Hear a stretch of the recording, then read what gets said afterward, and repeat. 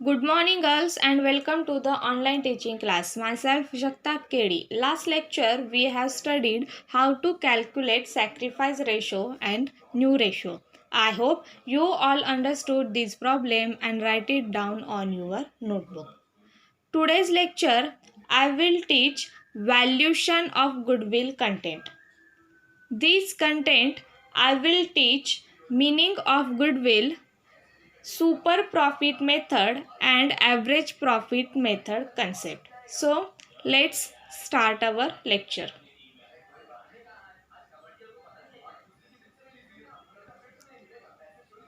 First of all, I will explain meaning of goodwill. Meaning of goodwill. Goodwill is the benefit, name, fame, reputation, image of a business, which ultimately helps the business to earn more profits.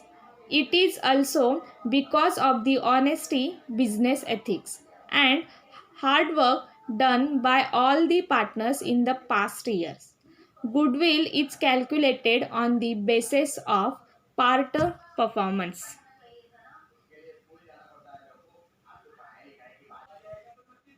याचा अर्थ आज आपण नवीन admission of partner या third टॉपिकमधील new content बघणार आहोत. Valuation of goodwill. Valuation ही कन्सेप्ट बघण्या अगोदर आपण गुडविल हे काय आहे हे बघूया. गुडविल ज्याची आपण व्हॅल्यू काढणार आहोत ही एक इनटँजिबल ॲसेट आहे. गुडविल हे आपल्याला प्रॉफिट अर्न करण्यासाठी हेल्प करतात. गुडविल हे न दिसणारी किंवा हात न लावणारी ॲसेट आहे. गुडविल हे प्रॉफिट अर्न करण्यासाठी किंवा व्हॅल्यू काढण्यासाठी कशी मदत करते हे सांगण्यासाठी इथे मी एक एक्झाम्पल तुम्हाला सांगते. एक्झाम्पल, एक मार्केट आहे. आता मार्केट म्हणलं तर मार्केटमध्ये खूप व्यापारी असतात. आता त्याचपैकी ए हा ट्रेडर्स आहे. ए या व्यापाराला त्याच्या व्यवसायामधून 2,50,000 इतका प्रॉफिट झालेला आहे. त्याचप्रमाणे त्याच मार्केटमध्ये बी हा ट्रेडर्स आहे. बी या ट्रेडर्सला त्याच्या व्यवसायामधून 2,00,000 इतका प्रॉफिट झालेला आहे. त्यानंतर सी हा ट्रेडर्स आहे. सी या ट्रेडर्सला त्याच्या व्यवसायातून 1,50,000 इतका प्रॉफिट झालेला आहे. तर त्याचप्रमाणे याच मार्केटमध्ये डी हा ट्रेडर्स आहे की ज्याला 1,00,000 इतका त्याच्या व्यवसायामधून प्रॉफिट झालेला आहे. आता आपण इथे 4 ट्रेडर्सचे एक्झाम्पल बघितलं तर ए, बी, सी या 3 ट्रेडर्सला डीपेक्षा जास्त प्रॉफिट मिळालेला आहे. याचं रिझन काय आहे की डी हा जो ट्रेडर्स आहे तो आत्ता जस्ट मार्केटमध्ये एंटर केलेला आहे की ज्यामुळे याला या 3 ट्रेडर्सपेक्षा कमी प्रॉफिट मिळालेला आहे. आणि हे जे 3 ट्रेडर्स आहेत हे 3 ट्रेडर्स ऑलरेडी त्या मार्केटमध्ये व्यवसाय करत आहेत. त्यामुळे त्यांना अशा प्रकारचा प्रॉफिट तुम्हाला इथे डीपेक्षा जास्त दिसत आहे. आता हे जे डी ट्रेडर्स आहे की ज्याला त्याच्या व्यवसायामधून 1,00,000 इतका प्रॉफिट झालेला आहे त्याला अकाउंटच्या भाषेमध्ये नॉर्मल प्रॉफिट असं म्हटलं जातं.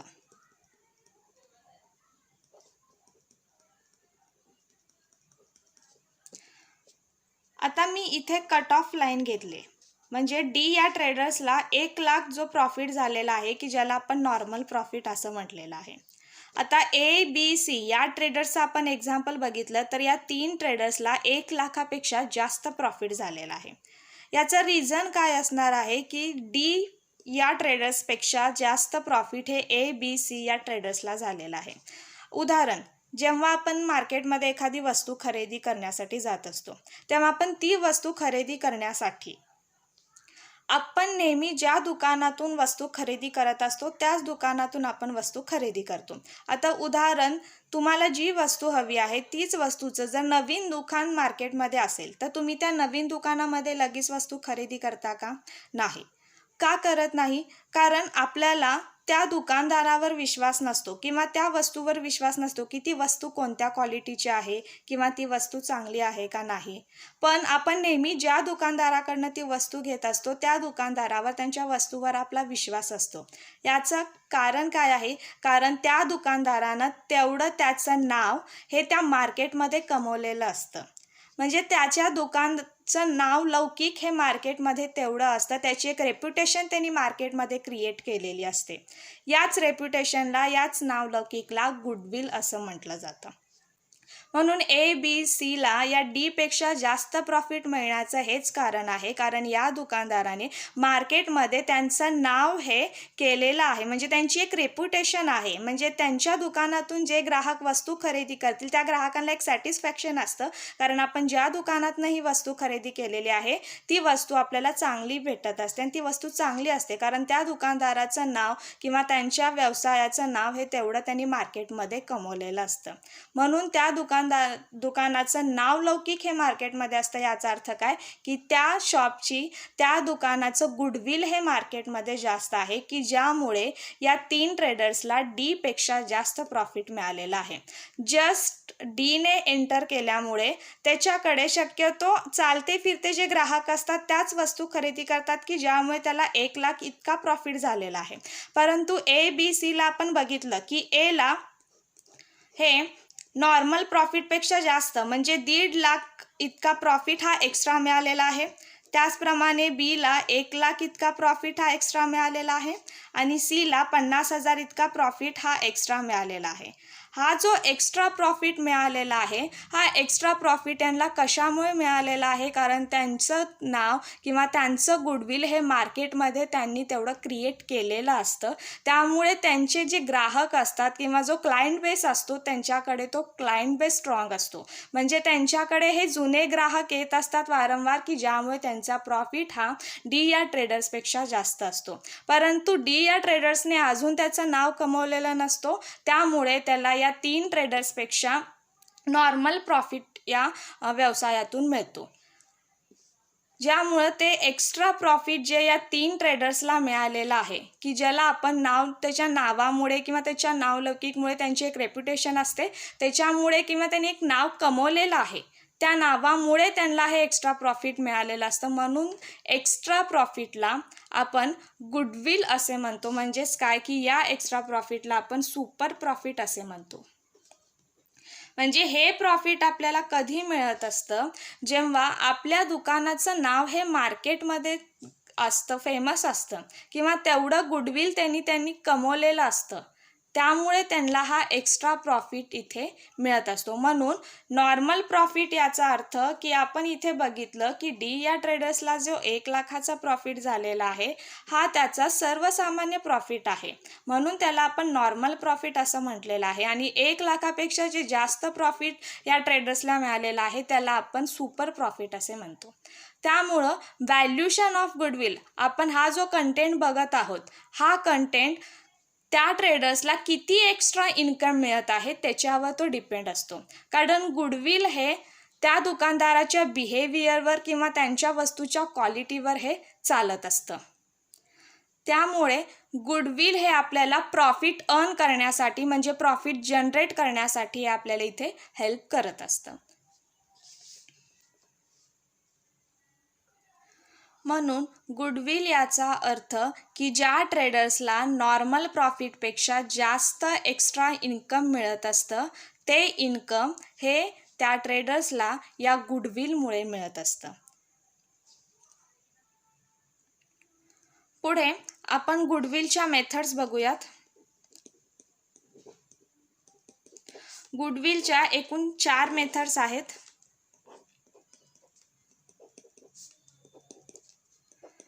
फर्स्ट मेथड आहे super profit method.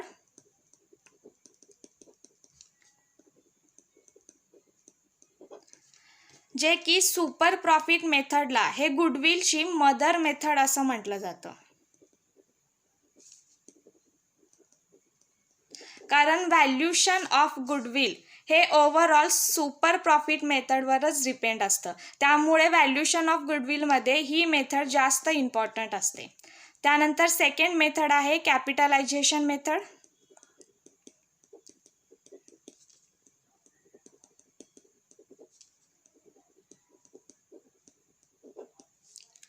Third method आहे ॲव्हरेज प्रॉफिट मेथड.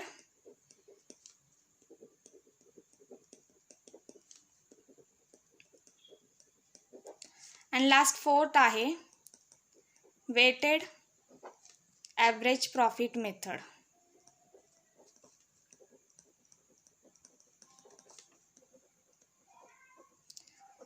बट आपल्याला 12वीच्या सिलेबसमध्ये व्हॅल्युएशन ऑफ गुडविलमध्ये फक्त 2च मेथडचा सिलेबस आहे, super profit method and average profit method. तर त्यातली आपण फर्स्ट मेथड बघणार आहोत, super profit method. Super profit method. Super profit is the profit which is earned over and above the normal profit. If the firm earn extra profit than the normal standard profit, this is because of reputation of the firm. So super profit can be considered as a base for calculation of a goodwill. Normal rate of return is considered to calculate the profit normally expected on the capital employed. If the firm earn excess than the normal profit, it is a super profit. याचा अर्थ super profit मेथडमध्ये जे super profit calculate केलं जातं, super profit याचा अर्थ ज्या बिझनेसमॅनला normal प्रॉफिटपेक्षा जास्त जो एक्स्ट्रा प्रॉफिट मिळालेला असतो त्या एक्स्ट्रा प्रॉफिटला सुपर प्रॉफिट असं म्हटलं जातं. आणि जेव्हा सुपर प्रॉफिट हे कंपनीला मिळतं त्यावरून कंपनी गुडविलचं व्हॅल्युएशन करते. त्यामुळं हे सुपर प्रॉफिट त्या कंपनीचं मार्केटमध्ये गुडविल कसं आहे किंवा त्याची रेप्युटेशन काय आहे यावरून त्या बिझनेसमॅनला ते सुपर प्रॉफिट तिथे मिळत असते. सुपर प्रॉफिट मेथड कळण्यासाठी मी पुढे तुम्हाला एक एक्झाम्पल सांगते. एक्झाम्पल, मला आता गुडविल कॅल्क्युलेट करायचं आहे. गुडविल कॅल्क्युलेट करायचं याचा अर्थ काय की गुडविल म्हणजेच काय की आपल्याला नॉर्मल प्रॉफिटपेक्षा जर एक्स्ट्रा इन्कम मिळत असेल तर ते एक्स्ट्रा इन्कम आपल्याला गुडविलमुळं मिळत असतं. आता ते एक्स्ट्रा इन्कम जे आपल्याला मिळत असतं व्यवसायातून त्यालाच आपण काय म्हणतो, सुपर प्रॉफिट असे म्हणतो. मग जर मला गुडविल काढायचं असेल तर यासाठी मला काय लागणार, सुपर प्रॉफिट लागणार.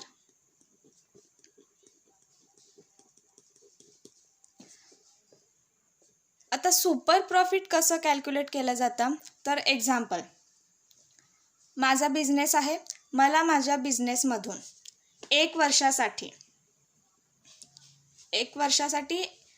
1,25,000 इतका मला प्रॉफिट झालेला आहे. त्याचप्रमाणे मला दुसऱ्या वर्षी पण सेम प्रॉफिट झाला 1,25,000. त्याचप्रमाणे मला तिसऱ्या वर्षीसुद्धा सेम प्रॉफिट झाला 1,25,000. आपण मगाशी एक्झाम्पल बघितलं होतं ग्राफद्वारे की डी या ट्रेडर्सला 1,00,000 हे प्रॉफिट मिळाले होते की ज्याला आपण नॉर्मल प्रॉफिट म्हणतो. मग सपोज इथे जर माझं 1,00,000 नॉर्मल प्रॉफिट असेल तर जे वरचे 25,000 जे मला मिळालेले असतात त्याला आपण काय म्हणतो, एक्स्ट्रा इन्कम असे म्हणतो. एक्स्ट्रा इन्कम याचाच अर्थ काय की आपण त्याला सुपर प्रॉफिट असे मिळत असतो जे की आपल्याला व्यवसायामधून एक्स्ट्रा इन्कम मिळालेलं असतं. तर असं मला 3 वर्षाचं किती एक्स्ट्रा इन्कम मिळालेलं आहे, 75,000 एवढं मला एक्स्ट्रा इन्कम तिथे मिळालेलं आहे. आता गुडविल याचा अर्थ की आपल्याला आपल्या मार्केटमध्ये जर आपल्याला आपलं नाव टिकवायचं असेल तर याचा अर्थ काय की तुम्हाला ते गुडविल मेंटेन करावं लागतं. आता गुडविल मेंटेन करण्यासाठी ही काही सोपी गोष्ट नाही आहे. तुम्ही एकदा तुमचं नाव मार्केटमध्ये केलं तर वर्षानुवर्ष तुमचंच नाव असतं असं नाही. तुम्हाला परत तुमच्याच व्यवसायाची पुढे कॉम्पिटिटर पण मिळत असतात की ज्यामुळे एखाद्या वेळेस तुमचं गुडविल हे कमी होऊ शकतं. त्यामुळे आपल्याला गुडविल मेंटेन करणं हे मोस्ट इम्पॉर्टंट असतं. त्यामुळे जर गुडविल मेंटेन आपल्याला व्यवस्थित करायचं असेल तर त्यासाठी आपल्याला आपली त्या गुडविल मेंटेन करण्यासाठी आपलं बिहेवियर चांगलं असावं लागतं, आपल्या वस्तूची क्वालिटी ही चांगली असावी लागते. तर गुडविल मेंटेन करणं, तर गुडविल हे काही वारंवार आपलं एका वेळेस आपण नाव आपलं मार्केटमध्ये केलं म्हणजे आपलं गुडविल हे मेंटेनच आहे वर्षानुवर्ष असं नाही. तर कधी कधी रूलसुद्धा चेंज होतात, कधी गव्हर्नमेंटच्या पॉलिसीसुद्धा बदलतात की ज्यामुळे आपले गुडविल मेंटेन करण्यामध्ये आपल्याला प्रॉब्लेम येतात. त्यामुळे नंबर ऑफ इयर्स परचेस. हे गुडविलसाठी महत्त्वाचे असते. नंबर ऑफ इयर्स परचेस याचा अर्थ की किती वर्ष आपल्याला गुडविलचा ॲडव्हान्टेज मिळणार आहे, त्याला आपण नंबर ऑफ इयर्स परचेस असं म्हणतो. आता मी इथे बघितलं की मला 3 वर्षात सेमच प्रॉफिट झालेला आहे. त्याचप्रमाणे मला 4थ्या वर्षीही सेमच प्रॉफिट झालेला आहे 1,25,000. म्हणजे 4 वर्षाच्या गुडविलवरून मला सेम प्रॉफिट इथे मिळालेला आहे. तर यावरून माझं सुपर प्रॉफिट किती निघणार आहे? जसं की इथं 3 वर्षाचं माझं सुपर प्रॉफिट 75,000. म्हणजे जर माझा नॉर्मल प्रॉफिट हे 1,00,000 असेल तर वरचे जे एक्स्ट्रा इन्कम असणार आहे ते माझं काय असणार आहे? सुपर प्रॉफिट असणार आहे. मग 4 वर्षी जर मला सेम प्रॉफिट झालेला आहे 1,25,000 इतका, तर माझं 4 वर्षाचं सुपर प्रॉफिट हे किती असणार आहे? तर 1,00,000 इतकं माझं 4 वर्षाचं हे सुपर प्रॉफिट असणार आहे. आता इथे मी तुम्हाला एक्झाम्पल घेऊन हेच तिथं सुपर प्रॉफिट तुम्हाला सांगितलेलं आहे. पण आपल्याला प्रॉब्लेममध्ये असं सुपर प्रॉफिट देत नसतात, आपल्याला ते सुपर प्रॉफिट कॅल्क्युलेट करावं लागतं. मग ते सुपर प्रॉफिट आपल्याला कॅल्क्युलेट करण्यासाठी वर्किंग नोट करावी लागते आणि त्यासाठी 2 महत्त्वाचे पॉईंट्स आहेत. त्यातला फर्स्ट पॉईंट म्हणजे ॲव्हरेज प्रॉफिट.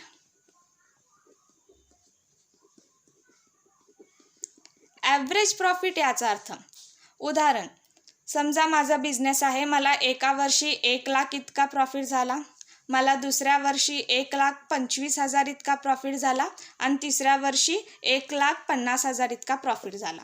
आता जर मला एखाद्याने विचारलं की तुम्हाला किती प्रॉफिट झाला, तर ह्या प्रत्येक वर्षी माझा प्रॉफिट हा चेंज झालेला आहे. त्यांना मी हायेस्ट प्रॉफिट म्हणजे मला 1,50,000 प्रॉफिट झालं म्हणजे मी सांगू शकत नाही, कारण हे चुकीचं आहे. किंवा कमीसुद्धा हे प्रॉफिट सांगू शकत नाही, कारण हे पण चुकीचं आहे. मग अशा वेळेस जर मला एखाद्याने विचारलं की तुमच्या बिझनेसला किती प्रॉफिट झालेला आहे, तर अशा वेळेस मी त्यांना काय सांगेल? माझा बिझनेसचा हा टोटल ॲव्हरेज प्रॉफिट सांगेल. मग ॲव्हरेज प्रॉफिट कॅल्क्युलेट करण्यासाठी इथे आपण फॉर्म्युला यूज करतो, total profit divided by number of years. आता टोटल प्रॉफिट याचा अर्थ काय की 3 वर्ष, त्यामध्ये पहिल्या वर्षी मला 1,00,000 इतका प्रॉफिट झाला, दुसऱ्या वर्षी मला 1,25,000 इतका प्रॉफिट झाला आणि तिसऱ्या वर्षी मला 1,50,000 इतका प्रॉफिट झाला. Divided by number of years, म्हणजे हा प्रॉफिट माझा किती वर्षाचा आहे? 1, 2, 3, म्हणजे 3 वर्षाचा आहे, म्हणून इथं डिवायडेड बाय मी 3 केलं. इथे मी टोटल केली 1,00,000 प्लस 1,25,000 प्लस 1,50,000 किती झाले? 3,75,000. 3,75,000 डिवायडेड बाय 3, मग आन्सर किती येणार? 1,25,000. म्हणजे माझा ॲव्हरेज प्रॉफिट हा काय झाला? 1,25,000 झाला.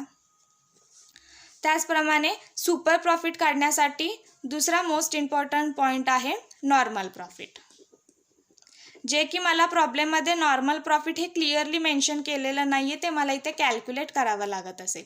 तर नॉर्मल प्रॉफिट कॅल्क्युलेट करण्यासाठी 2 महत्त्वाच्या गोष्टी आहेत. एक तर आपण व्यवसायामध्ये किती कॅपिटल इन्व्हेस्ट केलेलं आहे आणि त्या कॅपिटलचा सध्याला मार्केटमध्ये रेट काय आहे. या 2 गोष्टी जर आपल्याला कळायल्या तर त्यावरून आपल्याला हे नॉर्मल प्रॉफिट इथे कॅल्क्युलेट करता येतं. तर इथे नॉर्मल प्रॉफिटचा फॉर्म्युला काय तयार झाला की आपण आपल्या बिझनेसमध्ये किती कॅपिटल इन्व्हेस्ट केलेलं आहे ते कॅपिटल इंटू आणि त्याचा रेट मार्केटमध्ये किती आहे तो. पर्सेंटेज असल्यामुळे आपण डिवायडेड बाय इथं 100 करणार. सपोज मी माझ्या बिझनेसमध्ये 10,00,000 हे इन्व्हेस्ट केलेले आहेत.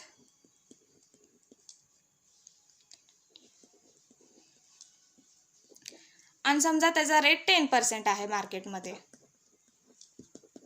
तर माझा नॉर्मल प्रॉफिट इथे किती येणार? 10,00,000वर 10% म्हणजे किती? 1,00,000. म्हणजे इथे मला माझा नॉर्मल प्रॉफिट किती मिळालं? 1,00,000. म्हणजे सुपर प्रॉफिट हे मला कॅल्क्युलेट करण्यासाठी 2 महत्त्वाच्या गोष्टी लागतात, जे की आहे ॲव्हरेज प्रॉफिट की जे आपण इथं कॅल्क्युलेट केलेलं आहे 1,25,000 आणि नॉर्मल प्रॉफिट जे की आपण कॅल्क्युलेट केलेलं आहे 1,00,000. की म्हणजे या 2 वर्किंग नोट केल्यानंतर आपल्याला इथे सुपर प्रॉफिट मिळतं. मग सुपर प्रॉफिट आपल्याला कॅल्क्युलेट करण्यासाठी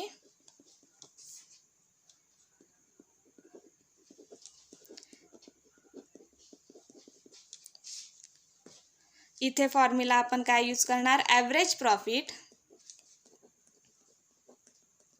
मायनस नॉर्मल प्रॉफिट.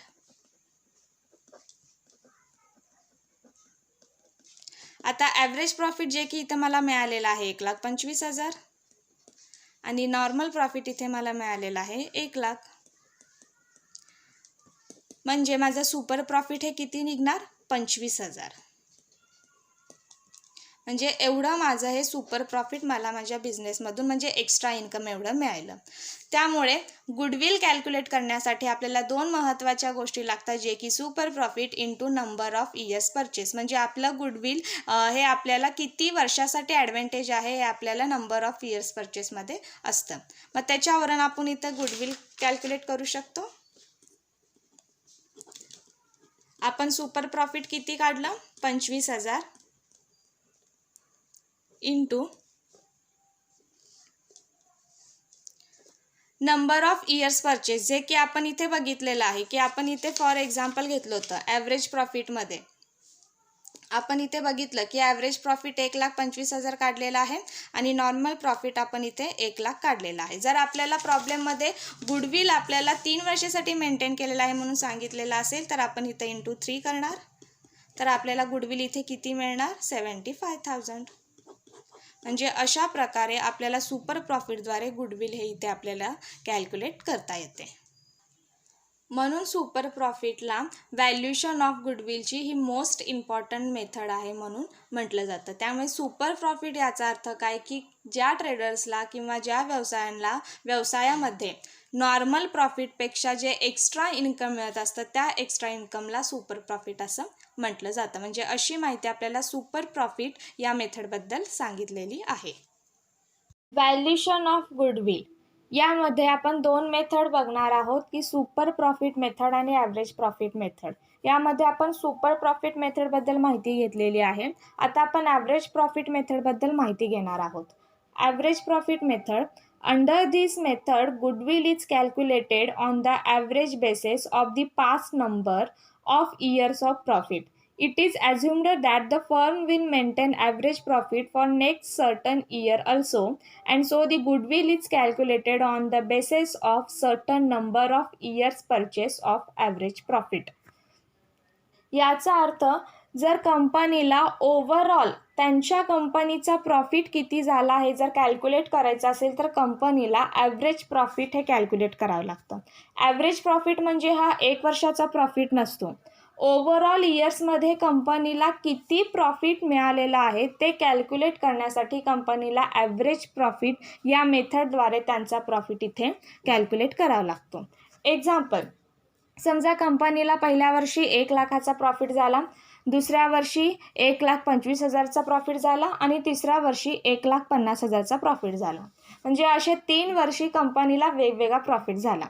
आता जर कंपनीला एखाद्याने विचारलं असेल की तुमच्या कंपनीचा प्रॉफिट किती झाला असेल तर आपण या तिन्ही फिगर सांगू शकत नाही किंवा आपण जास्त फिगर म्हणजे 1,50,000 झालं म्हणून सांगू शकत नाही किंवा कमी 1,00,000 झाला म्हणून सांगू शकत नाही, कारण हे दोन्ही फिगर सांगणं हे चुकीचं आहे. त्यामुळे अशा वेळेस कंपनीला 3 वर्षामध्ये ओव्हरऑल किती प्रॉफिट झालेलं आहे हे प्रॉफिट सांगण्यासाठी कंपनीला ॲव्हरेज प्रॉफिट कॅल्क्युलेट करावं लागतं आणि ओव्हरऑल 3 इयर्समध्ये कंपनीला किती प्रॉफिट झालेला आहे हे ॲव्हरेज प्रॉफिट मेथडवरून इथे कंपनीला सांगता येईल. आता ॲव्हरेज प्रॉफिट मेथड ही कशी कॅल्क्युलेट केली जाते यासाठी आपण इथे पुढे एक्झाम्पल बघूयात. Average profit method. Average profit method ही ॲक्च्युअलमध्ये सुपर प्रॉफिट मेथडच आहे. यासाठी एक एक्झाम्पल सांगते. आता जर मला गुडविल कॅल्क्युलेट करायचं असेल तर गुडविल कॅल्क्युलेट करण्यासाठी आपण फॉर्म्युला बघितला होता सुपर प्रॉफिट मेथडच्या वेळेस. तेव्हा फॉर्म्युला आपण काय बघितला गुडविलचा, super profit into number of year purchase.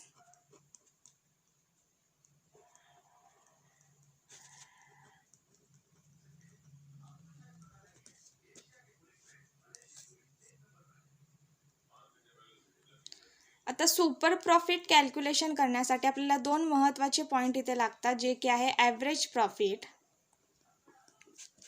Minus normal profit, तेव्हा आपण इथे सुपर प्रॉफिट इथे कॅल्क्युलेट करतो.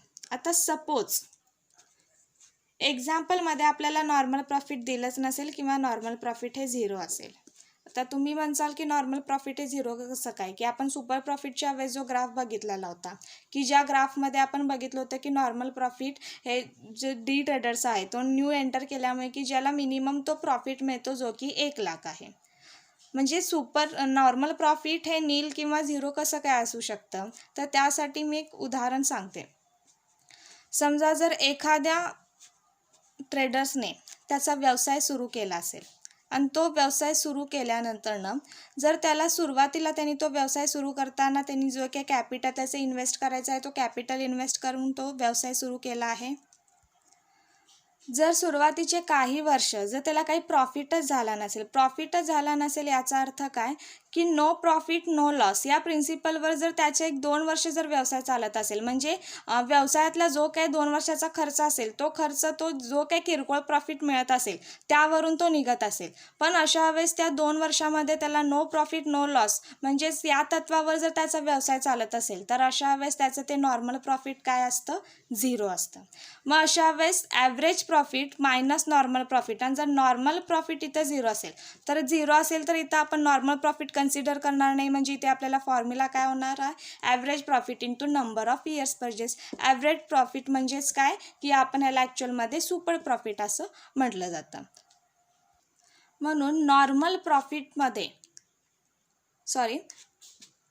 ॲव्हरेज प्रॉफिट मेथडमध्ये एक अझम्पशन आहे की ॲव्हरेज प्रॉफिट मेथडमध्ये नॉर्मल प्रॉफिट हे कन्सिडर केलं जात नाही. याचाच अर्थ काय, की या मेथडमध्ये नॉर्मल प्रॉफिट हा 0 असतो. आता इथे ॲव्हरेज प्रॉफिट मेथडचं एक एक्झाम्पल सांगते.